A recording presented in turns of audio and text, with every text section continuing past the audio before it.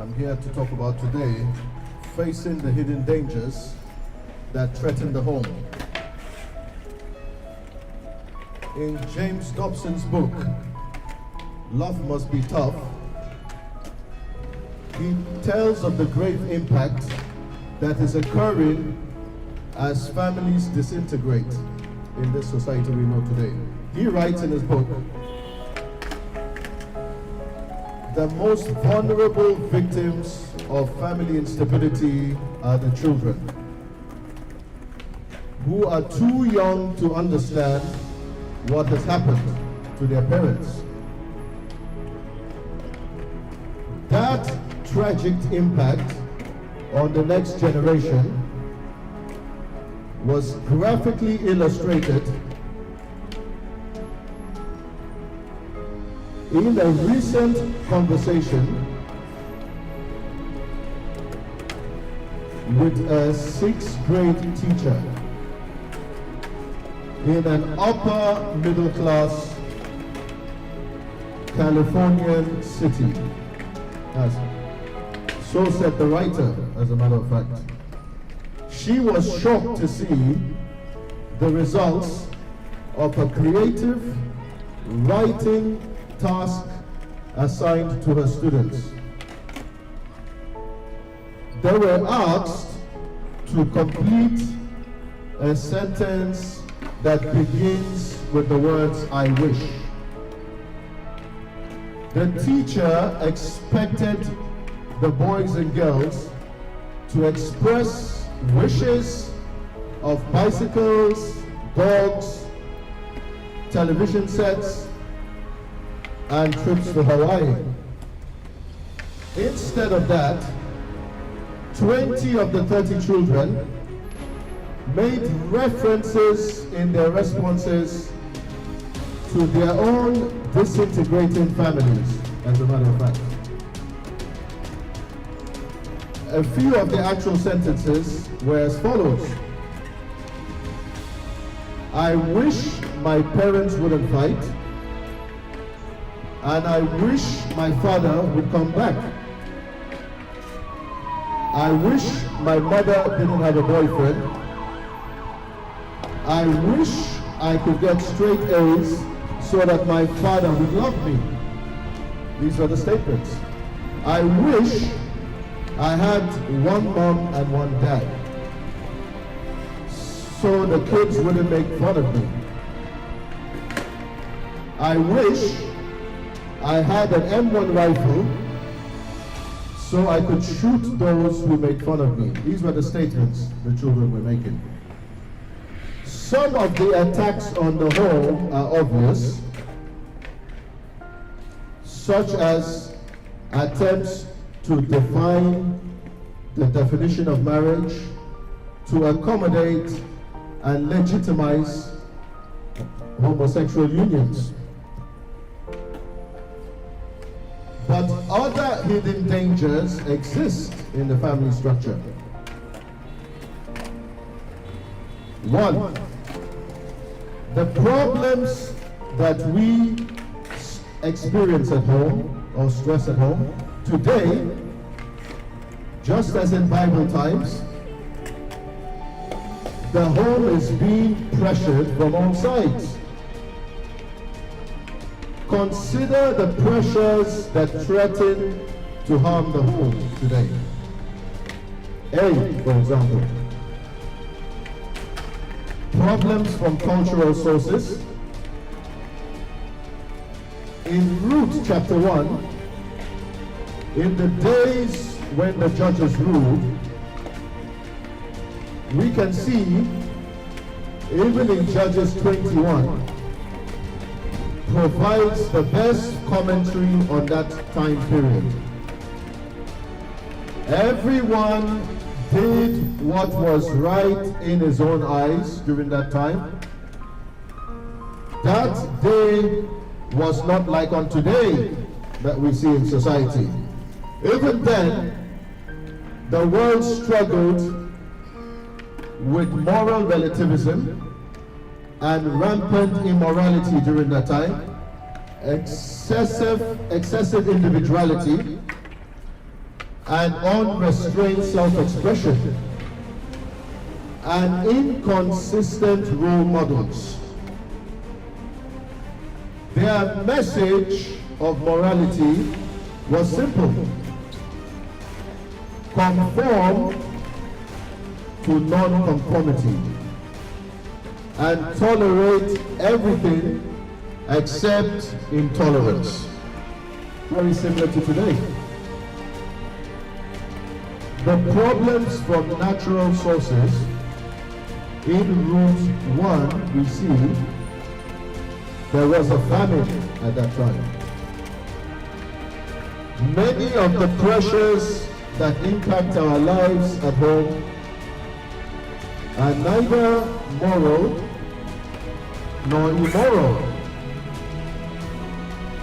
Some things just happen. They occur because we live in a fallen, sinful world. That is the reason why. These things are part of the nature of living.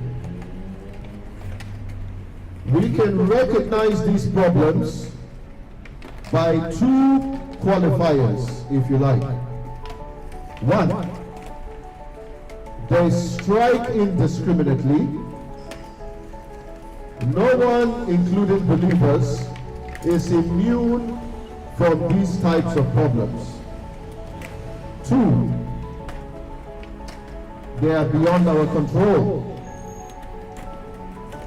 Take this family, for example. One day, a good man named Elimelech, which means God is my king, marries a sweet young lady named Naomi, which means pleasant one, or sweet one, if you like it. It seems like a marriage made in heaven. Then God is my king and sweet one have two children. On the surface of things, this appears to be a typical functional family on the surface. But things are not as what they seem. You see, when the first son was born, he looked sick. Of course, they gave him an appropriate name. Sickly, they called him. The second born, Judean, was born small and weak. So they named him Pinning, or wasted away, if you like to call it that. Now, why were they two sickly children born to such a nice couple, you might be asking? Why the famines come, for that matter? Why do any natural disasters occur at all, you might be asking? Why does anyone face a long-term illness? You might be even asking that question as well. Or why does any hard worker lose his or her job? You might even be asking that question as well. Why does the market take a downturn? You might even ask that question as well. Apart from specific occasions where God indicates that he allowed adversity for a specific purpose, we don't know exactly why these things happen the way they do. However, we must guard against blaming anyone for the things that we don't understand. For the most part, these stressing circumstances happen because we live in a sin-cursed world. That is why these things happen. Problems from personal choices. In root 1, you can see again that they went to dwell in the country of Moab. Consider Elimelech's circumstances during that time. He had 4 mouths to feed during a time of famine. Surely, the responsible thing for him to do will be to take matters into your own hands, you might be saying, and find food and employment anywhere you can. But what if doing so means that you have to sacrifice your faith in the process? Would you still do it? Although it sounds innocent enough, going to Moab was like going to Sodom. According to Genesis 19, when Lot left Sodom, his daughters got him drunk and he became impregnated by him in the process. The name of the child born of the oldest daughter was Moab. For Elimelech to leave his inheritance in the land of promise and move to Moab was the moral equivalent of backsliding. This one poor decision had a greater impact on his family than all outside problems combined.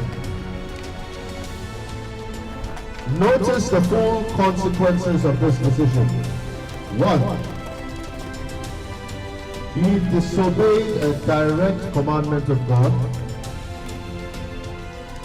Have you ever considered a negative impact of your disobedience in the eyes of your children, people of the world? Further, this disobedience led to a state of ongoing disobedience.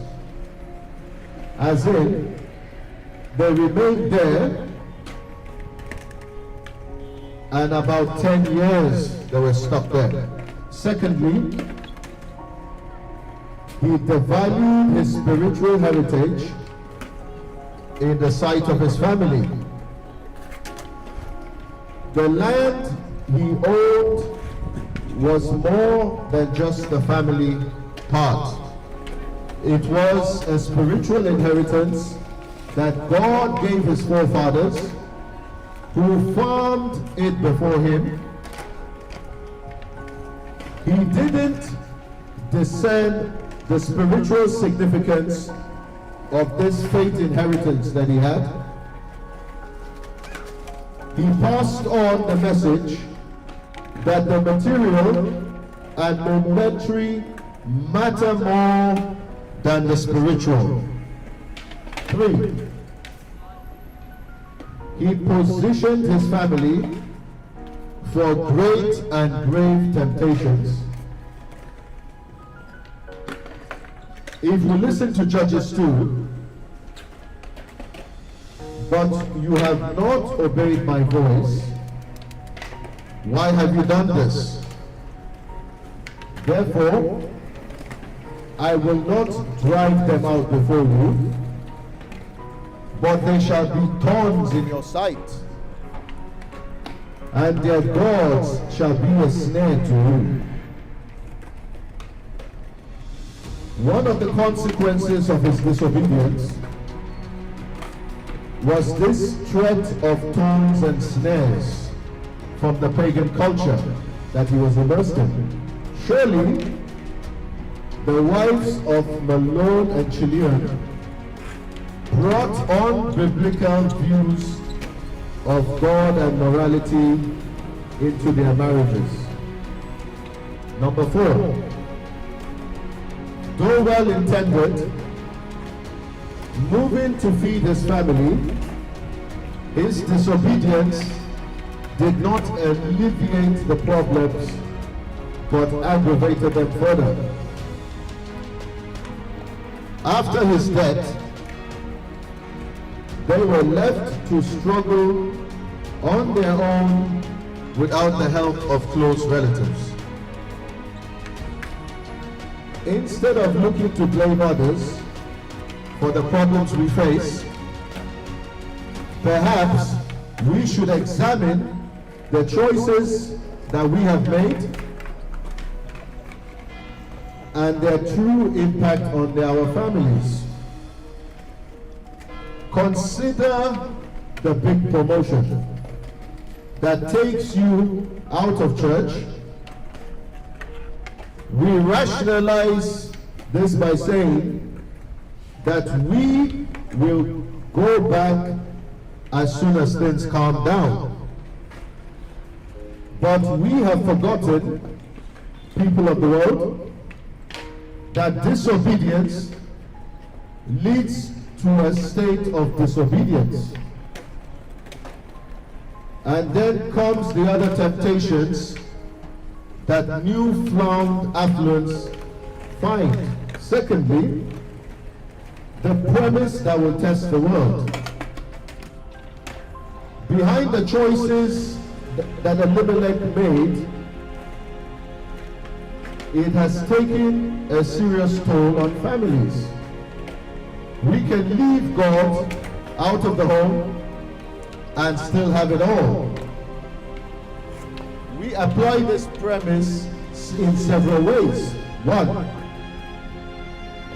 totally disregard God. The lost world suggests that we are getting along just fine without God. That is the way the lost world views God today. Some of you are convinced that their homes are better off if God stays out of their lives or your lives. Secondly, you limit your commitment to God. These confess to know God, yet they would have to admit we possess faith or just don't practice it at all. This was Elimelech in a nutshell. He believed he was a citizen of the celestial city, but chose to live in the suburbs of sin. Like him, many of you out here simply have more important commitments than your relationship with God. Those commitments might include some good things, like working overtime to give your family the finer things of life. See, we compartmentalize God. These live in the promised land. That is, they go to church sometimes, but leave church at church. You don't, however, bring your faith into your homes. You don't want to sound too religious or too churchy, if you like. You have forgotten Deuteronomy chapter 6, which instructs moms and dads to pass on their faith. When you sit in your house, when you walk by the way, when you lie down, and when you rise up. Thirdly, the promise that will bless the home. Hidden in this story about a man who believed that he can leave God out of his life without consequences to his family, and two redeeming promises. One, the promise regarding God. He has not moved and still desires to have an intimate relationship with you. When you leave God, He waits for you where you left Him. Like the father of the prodigal son, God has not moved. Perhaps after you have discovered the futility of living without God, you will realize that it's better to have less in Canaan with God than to have more in Moab without God. Secondly, the promise regarding your inheritance. Remember this: when one leaves the promised land, that is fellowship with God, for a land of empty but attractive promises, you may find fullness, but you will not find fulfillment. Elimelech thought that leaving God and moving to Moab would solve his problem. But it simply created different problems for him. Here's the good news, people of Brixton. You may leave your inheritance from God, but you cannot lose it. I am not suggesting that you can leave God and come back and everything will just be hunky-dory like it was before you left. If Elimelech returned to his inheritance, he would have to pull the weeds from the field, fix the fallen fences, and repair the leaky roof. But in time, it will be completely restored in good time. With God and only with God can you have a full and satisfying life. There is no other way. And when you die, your true inheritance will meet you. So how do we conclude this? Compare Abraham and his nephew Lot. While the elder chose to live in the Judean hillsides, Lot moved into the city of the plains, Sodom. In a very real sense, Lot believed the same false promise that Elimelech held. But in the end, Lot lost his family spiritually. Meanwhile, Abraham, despite his personal failures, became the father of the Israelites. Isn't that a wonderful prospect? So the big question is now, why do some walk away? We live in a throwaway world. Unfortunately, relationships are no exception to the rule. In the year 1996, a country celebrated that fact with the launch of a new monthly magazine called Divorce Magazine. The publisher, Dan Hofworth, suggested that the magazine was guaranteed to succeed because more than 1 million divorces occurred in America at that time. To be sure, commitment to relationships has waned over time, but This is not a new phenomenon. Our text says the three women that illustrated the ways we tend to respond to domestic problems or crisis, as you may call it. Even in this COVID lockdown situation, Tier 5 situation that we find ourselves in. The next three messages I will relay will examine the decisions and commitments. I will look at upper. She illustrates those who decide to walk away from established relationships to pursue happiness elsewhere. As we examine her life, you must remember that she just lost her husband and was now encouraged by her mother-in-law to leave the family situation. Given such an easy out, she simply departed.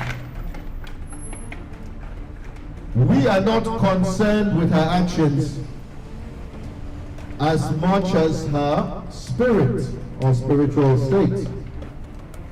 Unlike her sister-in-law Ruth, her attitude said, if things don't work out, then I will just walk out.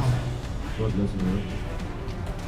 Her desires to remarry was not a valid argument for returning to Moab at that time. For she could have remarried in Israel as easily as in Moab.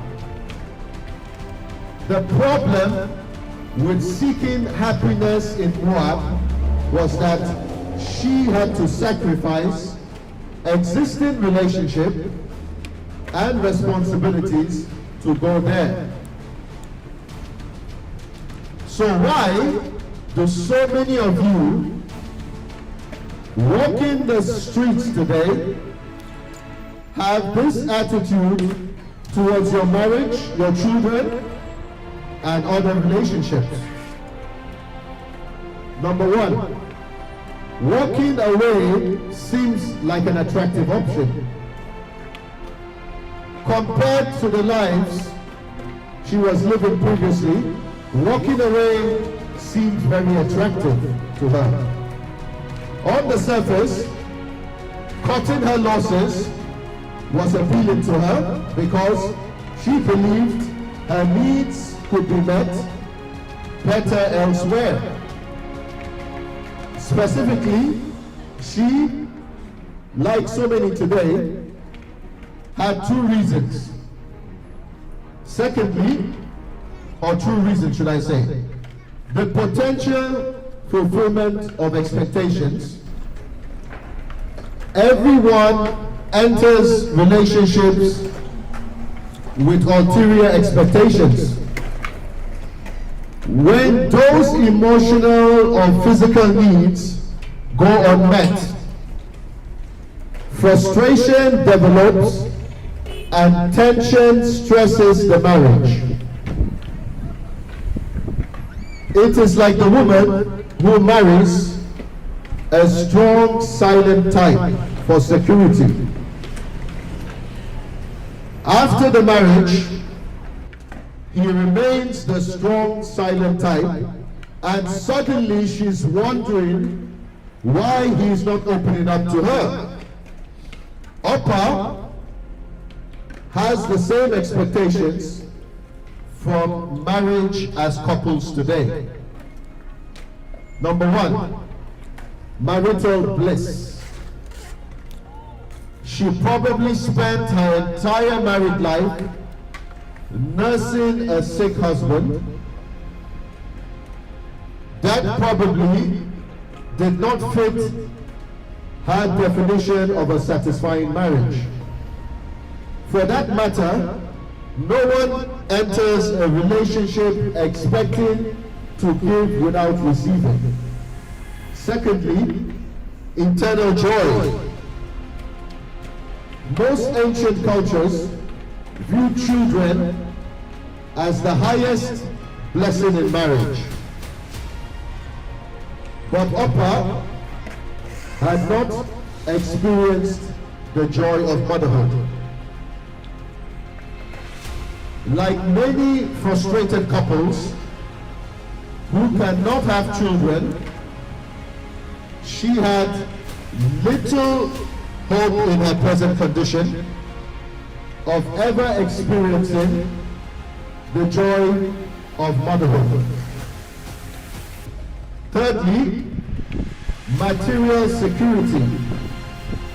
The fact that Naomi was so well known suggests that she and Elimelech were financially comfortable, it would seem.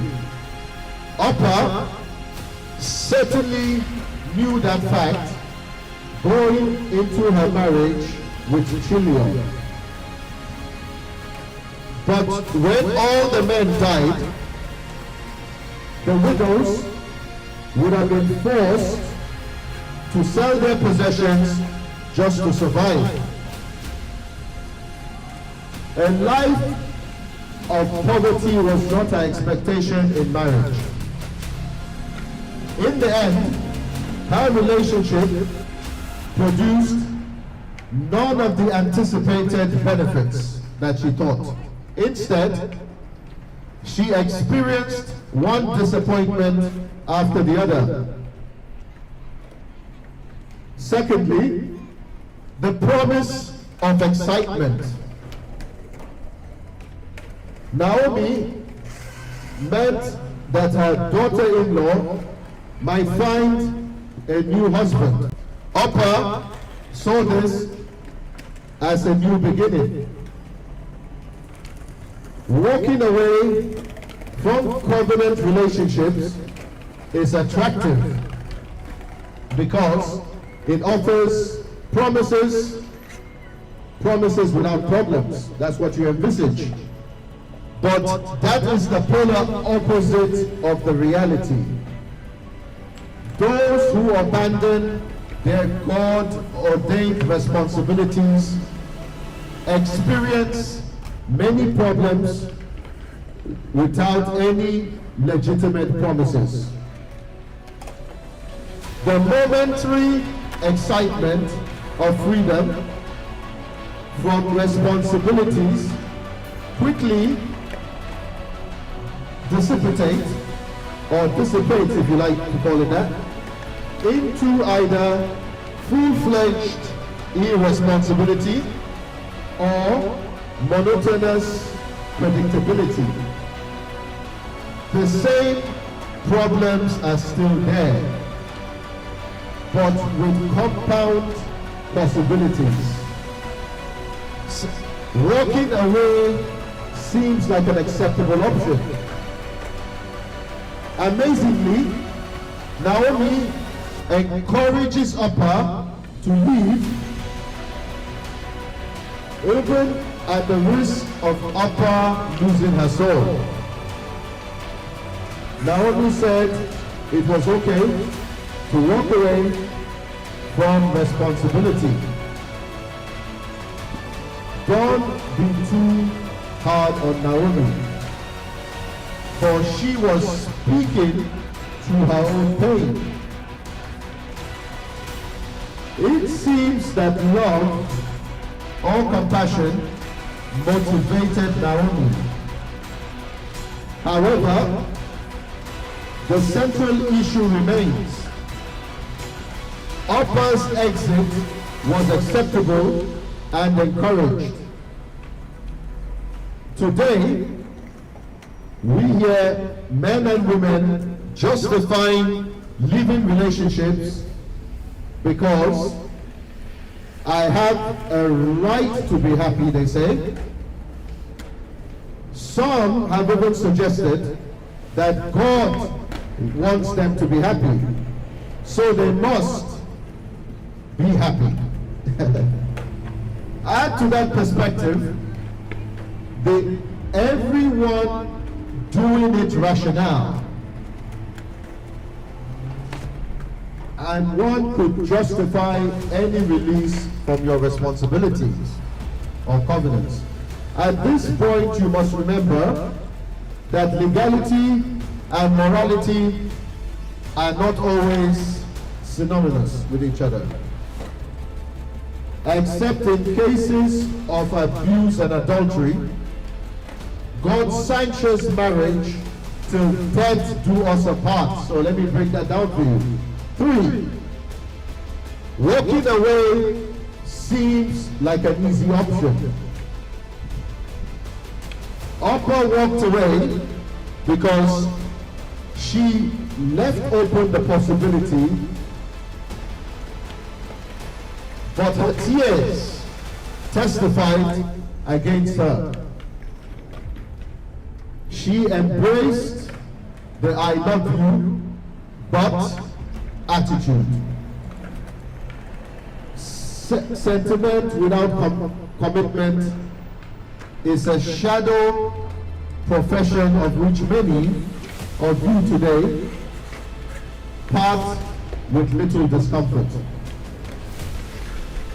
In the end, Oprah pictures those who decide to walk away to pursue happiness elsewhere. While the record is silent about the rest of her life, she probably did not find happiness unless she learned the value of commitment. Now, what can we conclude from this? You might be asking. In perspective, Hugh Downs made a wise observation. A good marriage is supposed to be a happy marriage. But I have always thought that happy is a slightly misleading word. Some people think that happiness implies only good things without any bad. That is true, of course, to a certain degree, but happiness can imply more than just good things.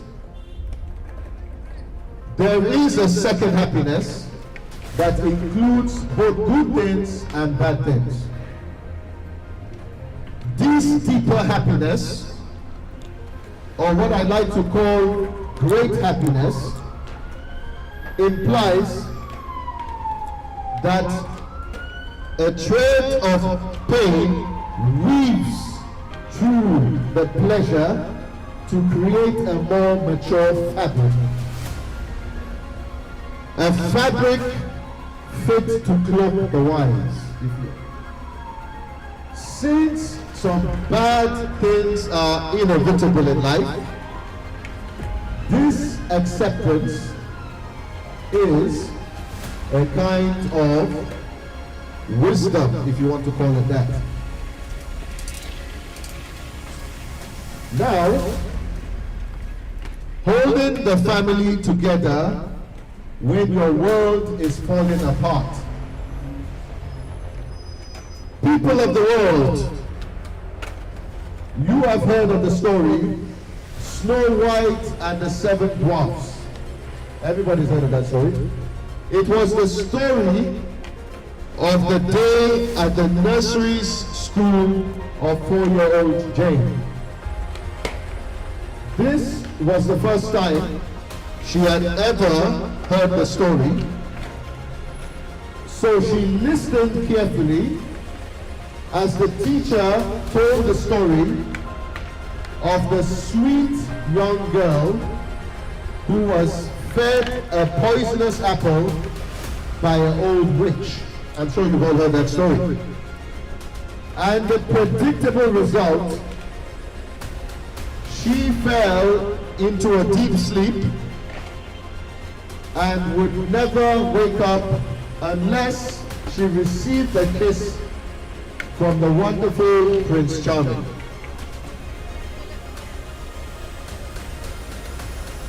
Jane couldn't wait and get home to tell the story to her mother. At home, Jane said, "Mother, let me tell you the story. You will never believe it," she said. She began to describe what had happened to Snow White.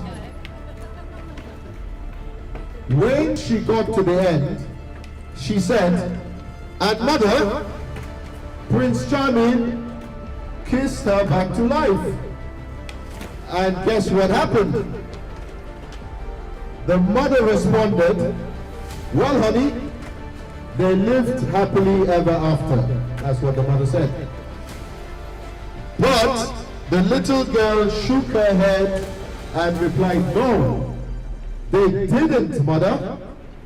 They got married." Many of you become cynical about traditional marriage today.